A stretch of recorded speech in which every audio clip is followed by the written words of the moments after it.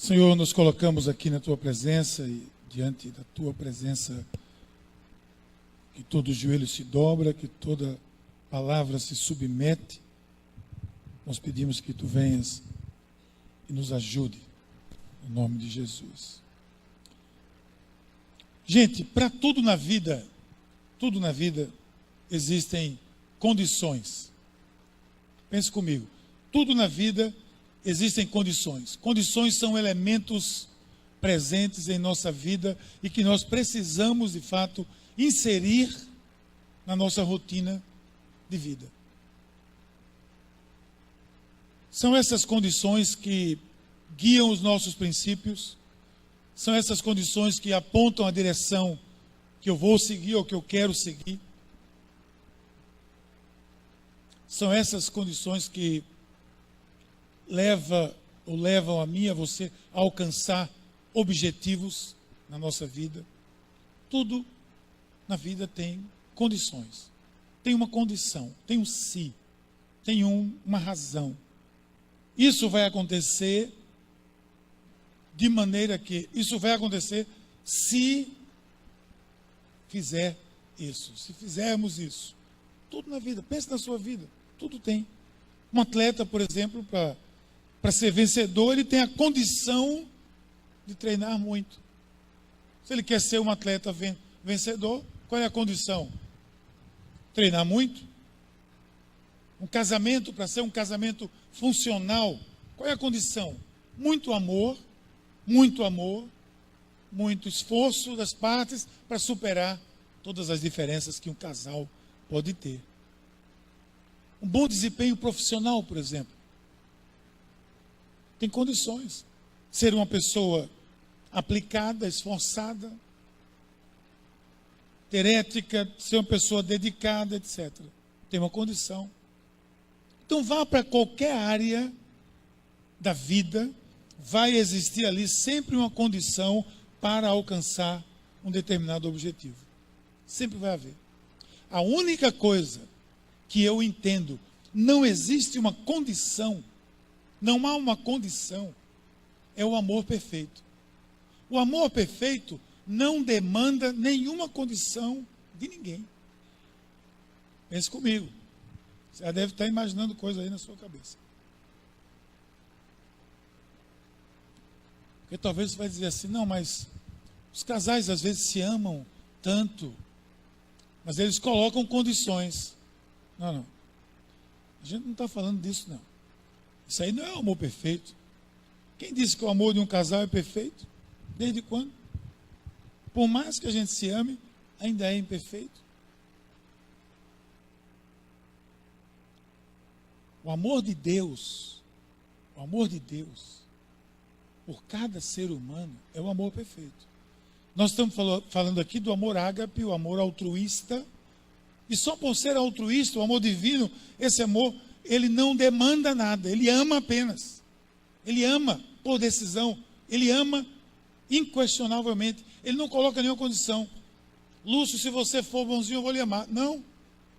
Você sabe muito bem, como eu sei, pelas Escrituras, que você não pode fazer absolutamente nada, para que Deus lhe ame mais do que Ele lhe ama. Isso talvez frustre você. Mas eu estou sendo tão bonzinho, tão boazinha, para ver se Deus me ama mais. Não, você deve ser melhor e mesmo, mas não porque Deus vai lhe amar. Porque Deus lhe amou do jeito que você é. Mas você não vai ficar do jeito que você é, claro. Porque quando você é atingido pelo amor de Deus, mudança vai acontecer. Mas o amor de Deus, o amor ágape, o amor perfeito, altruísta, esse é o amor que Ele tem por cada ser humano e que não pede condição nenhuma. Mas eu estava sendo tão bonzinho para ver se Deus me amava mais. Lamento decepcionar você. E aquela pessoa que fica assim, acontece alguma coisa, eita, será porque eu fiz aquilo, eu pensei aquilo? Eu era assim quando era criança, que é coisa de criança, né? Eu era assim quando era criança, às vezes. Acontecia alguma coisa, eu disse, eita, foi porque eu fiz aquela trela, foi porque eu fiz aquilo. Por isso que aconteceu isso. Deus está me castigando. Eu tinha essa ideia maluca na cabeça. E tem gente que mesmo não sendo criança como eu era, ainda tem essa ideia pouco desenvolvida na cabeça, de que você pode fazer algo para Deus lhe amar mais do que lhe ama. Gente, Deus, Jesus, foi entregue. Deus entregou o seu Filho na cruz para morrer por você. O que Ele pode fazer mais? O que Ele pode demandar? Você não pediu isso, Ele que fez isso. Esse é o amor perfeito. Agora, não confunda as coisas. Não há condição para Deus nos amar, mas há sim condições para vivermos a vida que Ele planejou para nós. Outra coisa, quer ver uma relação com isso? Amor de pai, mãe, filho. O seu amor pelo seu filho, se for o amor de pai verdadeiro, ele não é condicionado ao seu filho ser perfeito. Até porque você sabe que eles não são. E você continua os amando. Mas a vida que você quer para eles, você deseja para eles, está sob condição. Porque você vai dizer, se você não tirar a nota boa, você não vai ganhar a bicicleta. É uma condição. Mas não tem nada a ver com o seu amor por ele. Inclusive, você está até amando ele quando está fazendo isso. Você está colocando condições para o crescimento dele. A vida que Deus quer de nós tem sim condições. Eu tenho que fazer, tenho que andar. Por isso que Paulo diz aqui, essa carta de Filipenses é a carta da alegria.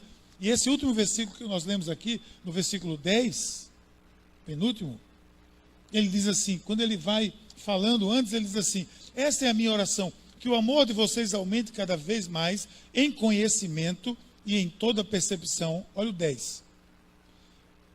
Para discernirem o que é melhor, a fim de serem puros, irrepreensíveis, até o dia de Cristo, cheios de fruto de justiça, fruto que vem por meio de Jesus Cristo, para a glória do Senhor.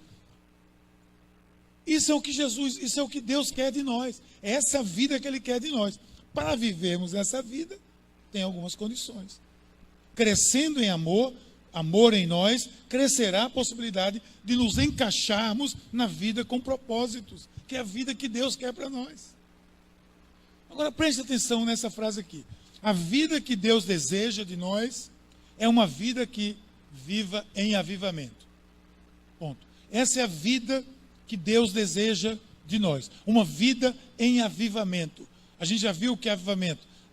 Uma vida que renasce a cada dia. Uma vida que se transforma a cada dia. Uma vida que contagia as pessoas. Uma vida que vive o amor de Deus. Essa é a vida que Deus quer para nós. Isso é a vida com propósito. A vida que entende a adoração, que cresce em discipulado, que serve em amor, que vive em comunhão, que leva tudo isso como missão para a vida. Isso é uma vida com propósito. É essa vida que Ele quer para nós. Isso é uma vida em avivamento. Mas aí tem condição. Tem condição, atente. Essa vida tem algumas condições que se nós, para nós chegarmos a ela, nós vamos ter que fazer alguma coisa. Ela não vai cair no nosso colo, simplesmente do nada. Então vai haver avivamento na minha vida. Haverá avivamento na minha vida, na sua vida. Quando haverá? Como haverá? Agora que a gente entendeu que há uma condição, eu vou dizer quando. Sabe quando é que vai haver avivamento na sua vida? Se houver humildade, por exemplo. Humildade. Não há nenhuma possibilidade de passar avivamento na minha vida se não vier humildade. Se não houver humildade. Não há nenhuma possibilidade. Eu vi uma frase que me chamou a atenção. Não sei onde eu li isso, mas eu gravei, estava anotado em algum lugar, que me chamou a atenção por isso. Diz assim, ser humilde com os superiores é obrigação, com os colegas é cortesia, com os inferiores é nobreza. Onde você acha a verdadeira humildade? Aqui. Nisso aqui, ó. Porque ela é espontânea, é real, vem do coração. E assim se torna uma virtude. A humildade de quem faz por obrigação não é virtude. Que faz por cortesia não é virtude. Mas a que faz espontaneamente, essa é a virtude. Quando há humildade, significa que eu reconheço o meu lugar. E quando isso se refere ao meu relacionamento com Deus, é uma condição para o avivamento. Porque eu entendo a minha posição, a condição da minha vida diante de Deus. Sabe uma coisa que eu gosto? Eu gosto de usar antônimos quando eu quero valorizar uma palavra. Sabe o que eu busco? Eu busco o antônimo dela. Eu busco o oposto dela, para me chamar mais atenção, porque as palavras estão tão domesticadas. Elas estão domesticadas, as palavras estão dentro de casa hoje, às vezes você nem percebe o impacto delas. Mas quando você coloca o antônimo, aí você sente o impacto. Porque aí eu vou ver o antônimo. Soberba. Soberba. Soberba choca mais do que a humildade. A humildade está domesticado já. Mas soberba não. Soberba, eu não sou soberbo. Ok. Muito bem. Você enxerga a soberba em alguma atitude, em algum comportamento, em alguma palavra de Jesus Cristo? Você enxerga a soberba na figura de Jesus Cristo em algum momento do tempo que ele viveu aqui, que nós conhecemos, que está registrado nos 4 evangelhos? Em algum momento você enxerga a soberba? Alguém enxerga? Claro que não. 0 possibilidades. Não existe essa possibilidade. Não existe. Ora, se nós, e aí vem, se o avivamento vem em minha vida na proporção que eu me torno semelhante a Cristo, a humildade passa a ser uma condição. Eu tenho que ser humilde. Eu tenho que ter humildade, eu falo primeiro, para reconhecer a minha pequenez, reconhecer o meu lugar, reconhecer a minha limitação, reconhecer as minhas falhas, reconhecer aquilo que eu tenho, que ainda preciso de ajuda, preciso de estudinho. Vamos sair de Jesus, porque Jesus, você pode dizer, mas Jesus é um referencial muito forte, né? Aí também não tem nem graça, né? Claro que Jesus não tem. Vamos lá então, vamos procurar na vida de outra pessoa, vamos procurar na vida de Paulo. Paulo, com todo o seu currículo, com toda a sua história, fariseu de fariseu, líder de líder, judeu de judeu, cara, estudou na escola de Gamaliel, era um líder, era um religioso conhecido, famoso, inquestionável como líder, como teólogo, como apóstolo depois. Pois bem, vasculhe a vida desse homem nas Escrituras, vasculhe a vida dele, procure na vida de Paulo, que é um ser humano como eu e você. Procure uma oportunidade que ele tenha tido de se mostrar algo mais do que ele era e que isso tenha acontecido. Procure uma atitude de soberba, procure uma atitude de orgulho na vida desse homem, desse gigante de Deus. Você também não vai encontrar, absolutamente você não vai encontrar.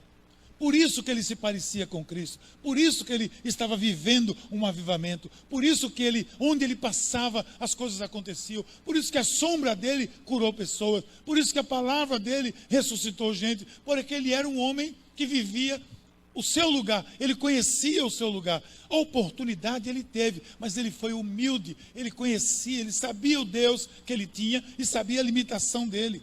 Paulo foi tão humilde que quando ele escreveu aos Coríntios, na segunda carta, ele está tentando convencer os coríntios de alguma coisa, lembrando que os coríntios foram pessoas evangelizadas por ele, igreja fundada por ele, e que estava rejeitando ele.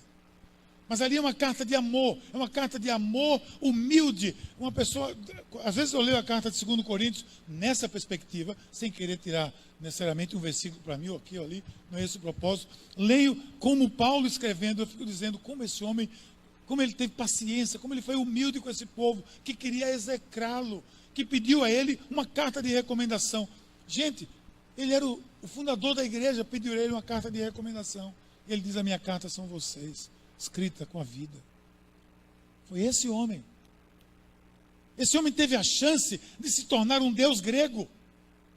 Ele teve a chance de se tornar um deus grego famoso.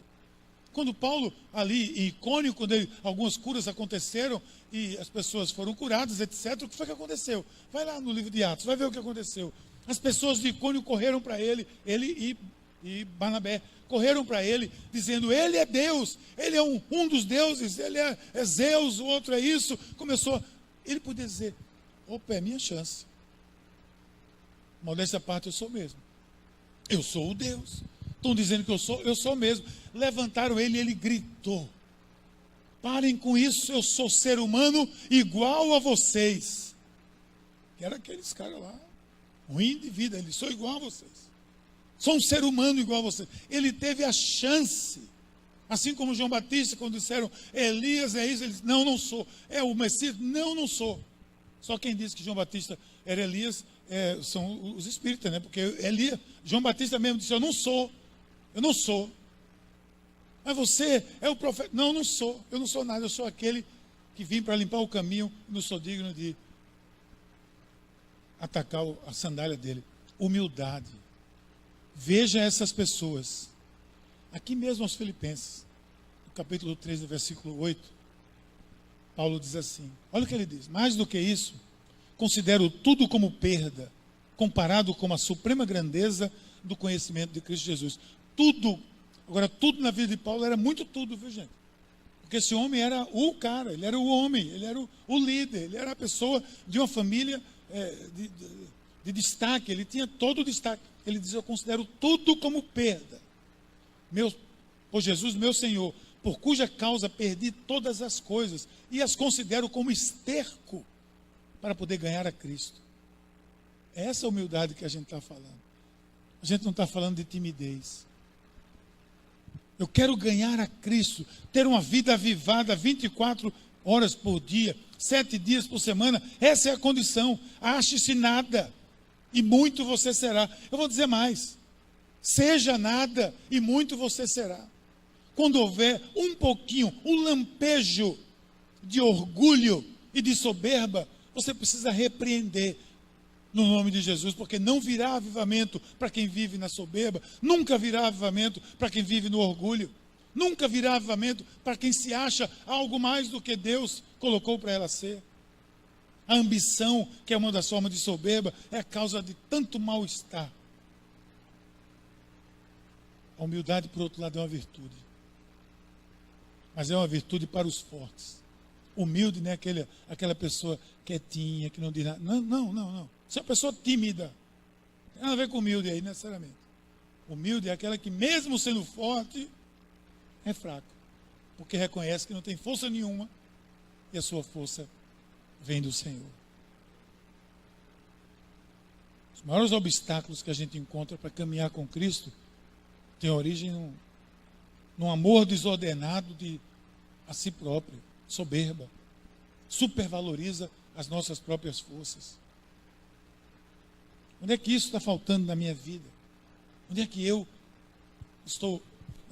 Nós não estamos aqui fazendo uma revisão de uma lição de moral, não. Nós estamos indo muito fundo em uma atitude que é muito mais profunda, como eu disse, do que uma simples cabeça baixa. Não.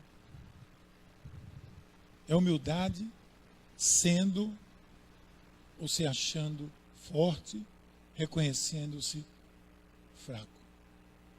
E por que se reconhece fraco? Porque não confia em si mesmo. Confia em Deus. Por que Paulo diz: quando eu estou fraco é que eu sou forte? Por que será isso? Porque quando ele está fraco, ele só confia em Deus. Quando ele está forte, ele acha que confia nele mesmo. Aí é a fraqueza.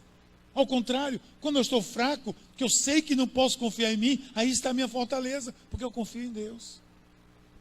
Então coloque isso no seu coração. Que avivamento é esse tipo de humildade que tem que varrer. Há uma condição, assim, reconhecimento de humildade. E claro, depois de você entender uma vida dessa forma, uma vida humilde, uma vida reconhecedora da sua fragilidade e do poder de Deus, você passa por uma outra condição, que vai haver avivamento se houver arrependimento. Mas lembre-se que não vai haver arrependimento se não houver humildade. Porque se eu não for humilde, eu não me arrependo. É uma sequência lógica. Pela definição de arrependimento, quem está lembrado desse negócio aqui? Que ninguém sabe para quê até hoje, né? Você ganha, todo ano você comprava na escola o seu material escolar e ficava brincando na classe, para lá e para cá. Eu transferi, todo mundo sabe. Só que a gente nunca usou, acho que eu nunca usei isso na sala de aula. Eu vim usar isso na faculdade. Agora, vê por que é transferidor. Por quê? É arrependimento. Arrependimento é isso aqui, gente. Finalmente tem utilidade. Porque ele me transfere daqui para ali. É os 180 graus. Arrependimento é isso. Ó. Ele transfere você. Transfere você do lugar da soberba para o lugar da humildade. Isso é o transferidor. Isso é arrependimento, não é mais nada. Vamos para casa, acabou. Isso é arrependimento. Arrependimento é quando eu reconheço a minha fragilidade e nesse ato eu volto para outra direção. Eu sou transferido para outra direção. Em todos os avivamentos da história, o arrependimento esteve presente. E é uma marca. Pentecostes, depois que Pedro pregou aquele sermão maravilhoso, o que é que o povo dizia? O povo perguntava, o que é que a gente precisa fazer? Depois que ele acabou de falar do amor de Deus, as pessoas gritavam, o que é que a gente precisa fazer? E ele disse, arrependam-se. Eles não se arrependeram porque Pedro mandou, não. Eles já vinham com o sentimento, o que é que eu preciso? O que você disser, a gente vai fazer, porque a gente entendeu o amor de Deus agora. Nos avivamentos da igreja, mais recente, se registravam as pessoas que gritavam no meio das multidões, que elas urravam, gritavam durante os sermões de Wesley, de Whitefield, de Charles Finney, esse povo que criou grandes avivamentos na Inglaterra, nos Estados Unidos, na Nova Inglaterra. Eram pessoas que se agarravam com as colunas. A história, a biografia desses homens é muito bonita. As pessoas se agarravam com as colunas da igreja, arriando no chão, chorando do seu estado de arrependimento, do reconhecimento da sua limitação e do que ele precisava ainda de Deus. Tem um livro aí, antigo já, que eu conheci o pastor que escreveu esse livro, uma vez no encontro que eu fui, chama-se Caçadores de Deus. E eu recebi esse livro ainda quando estava de presente, não tinha sido publicado ainda. É bem interessante. Mas uma das histórias desse livro foi um fenômeno que aconteceu com esse pastor, que ele estava pregando numa igreja, e de repente veio um mover de Deus especial. Ele estava pregando no púlpito, veio um estrondo, que ninguém sabe o que é, se foi um raio, se foi o que foi ali dentro. Ou seja, que o púlpito foi quebrado em 2 pedaços. Imagina, eu estou pregando aqui, essa mesa, pá, espatifa aqui, e tem um trovão aqui dentro. Todo mundo ia vir para cá. Mentira, todo mundo ia correr por aquela porta. Mas aconteceu o que naquele dia? Que era a glória de Deus. Foi um fenômeno, algo que aconteceu só uma vez, porque não é espetáculo. As pessoas caíram no chão, elas gritavam. O arrependimento foi uma coisa fantástica nesse momento. Conta a história, ele contou essa história, que era coalhado o chão. Ele estava no gabinete, o povo estava lá no gabinete, foram chamar os pastores da igreja, chegaram no gabinete lá dos pastores, estava todo mundo no chão, chorando, todo mundo arrependido. As pessoas paravam aí na rua, passavam na rua aqui, mais ou menos como essa, paravam o carro e entravam na igreja. Um fenômeno, uma coisa fantástica. Mas qual era a sensação de todo mundo? Nós estamos sendo transferidos de um estado de lerdeza, de um estado de religiosidade, de um estado de acomodação, para a presença de Deus. Isso é arrependimento. Mas veja o que Jesus fala de arrependimento. Da mesma forma, haverá mais alegria no céu por um pecador que se arrepende. Veja o valor do arrependimento. Tem mais alegria no céu por um pecador que se arrepende do que por 99 que não precisa. Veja que como isso é importante. Veja que quando você e eu tomamos a atitude de arrependimento, há uma festa no céu. A festa é porque houve consciência de pecado, humildade para reconhecer isso. Então, toda a boa nova, a boa notícia do Evangelho, a boa notícia de Deus, chama por um arrependimento. E por quê?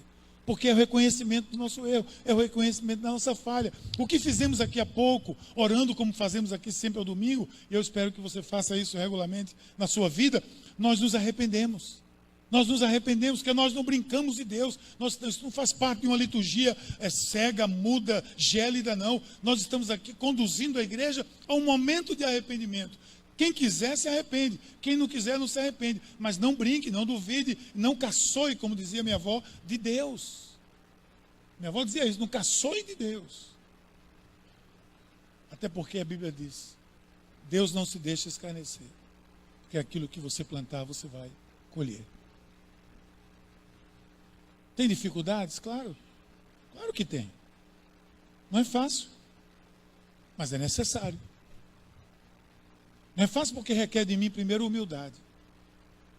Às vezes atitudes que eu preciso tomar, às vezes até publicamente. E a gente tem uma bagagem de vida que vem lá da vida sem Deus, contra valores, atitudes, pensamentos, religiosidade.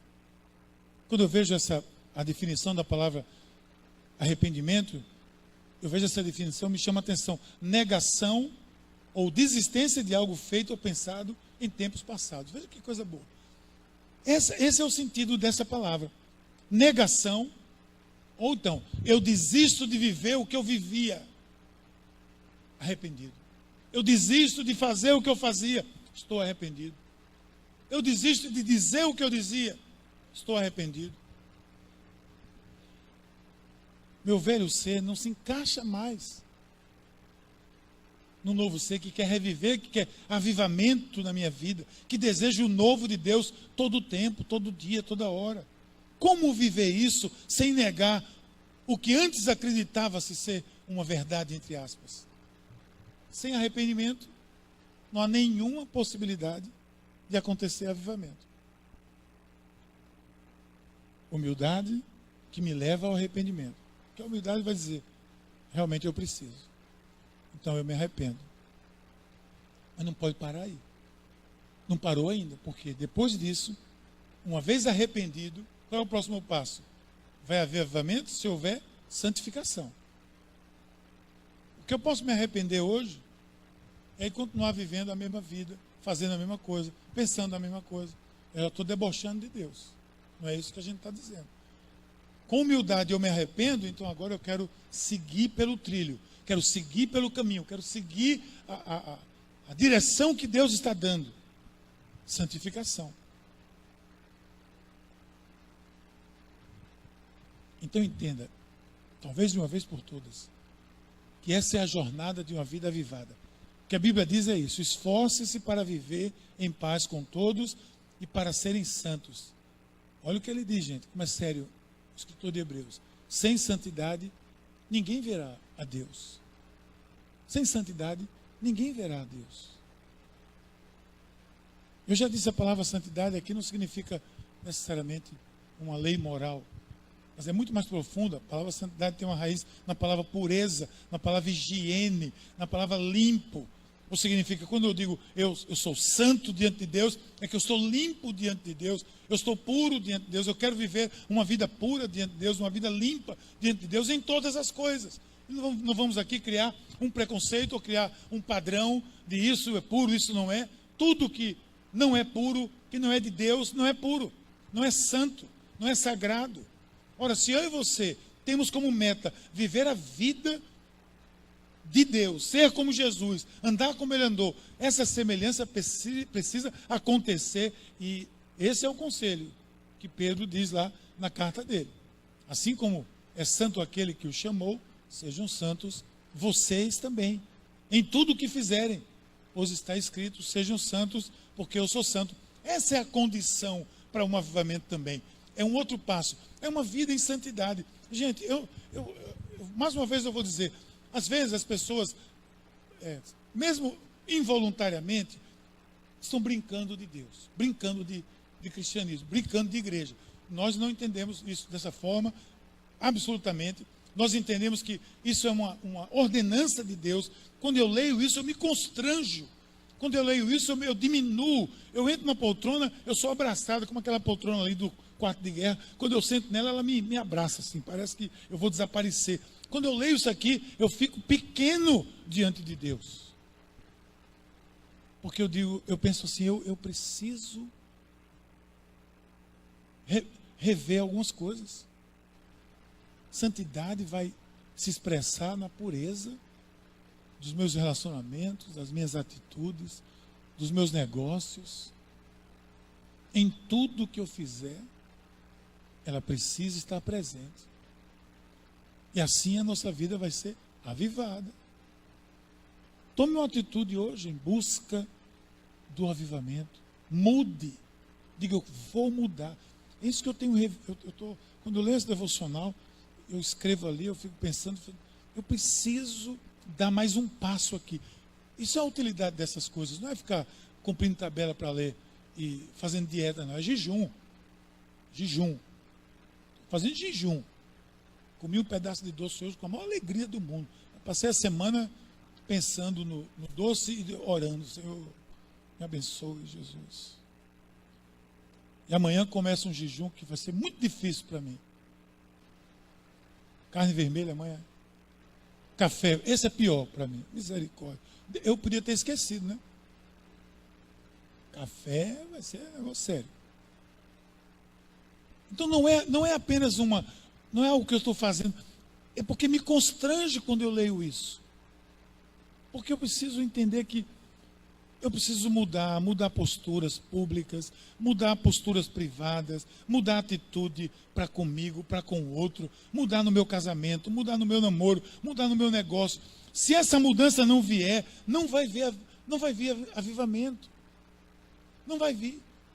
Aí eu vou viver essa vida gélida, essa vida gélida de aparência, de religiosidade, e nós estamos repreendendo isso. Nós não queremos isso para a nossa vida. Nós queremos mais. Se essas mudanças não ocorrerem, as pessoas vão sentir um arrepio aqui e ali. O negócio dentro delas, às vezes, que entende-se como a presença de Deus e do seu Espírito, mas ainda vai estar no âmbito das emoções que são etéreas, ou seja, que são voláteis, que são frágeis, que são passageiras.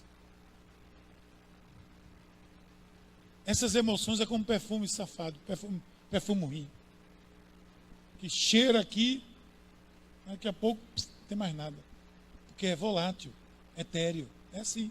Essas emoções são assim. Eu me encho de emoção, mas depois nem cheiro mais tenho de emoção. Ou seja, podem ser até sublimes,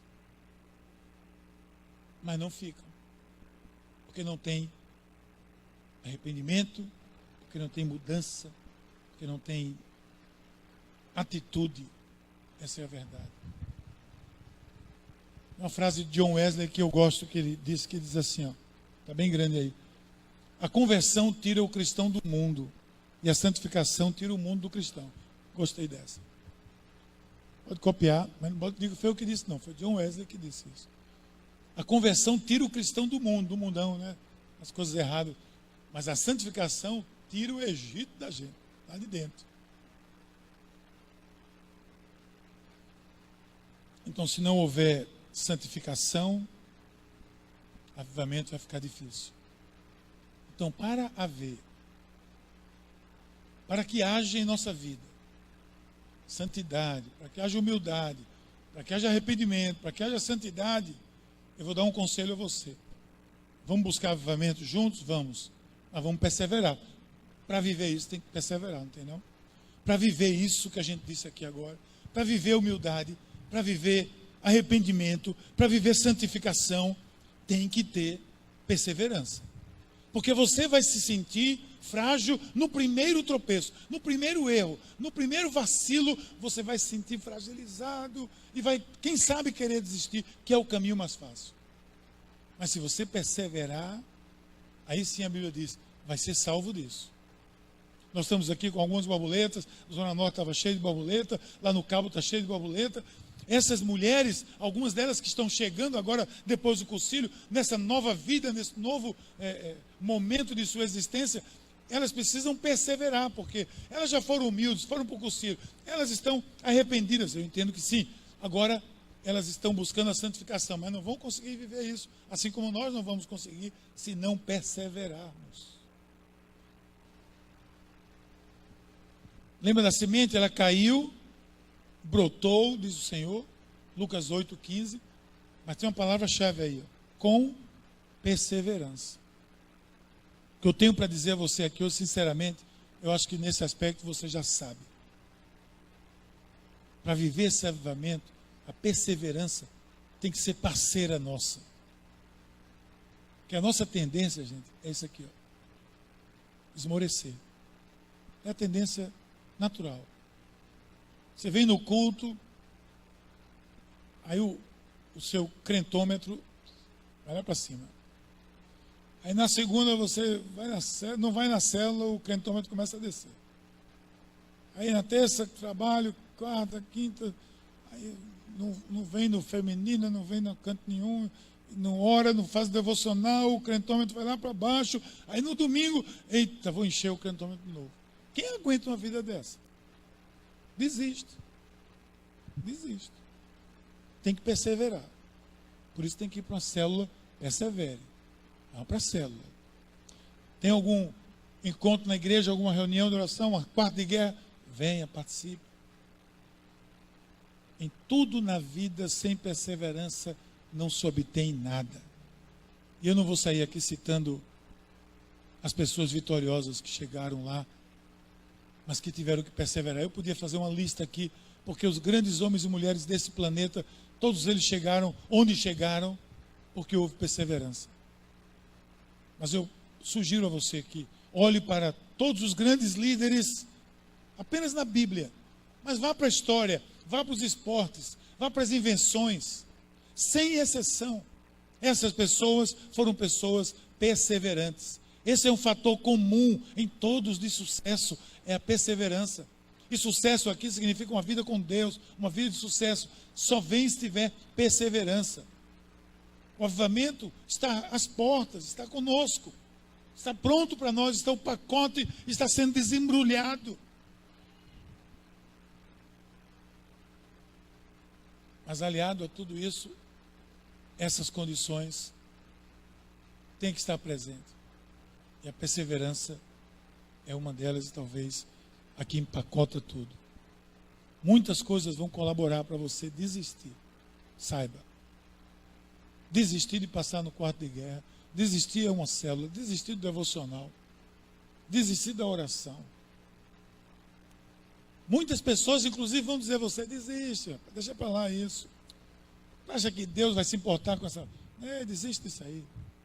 Tem gente que vai dizer isso. Você vai dizer que esse negócio de avivamento, 24%, isso é coisa para a história, os livros. Tem gente que vai dizer isso.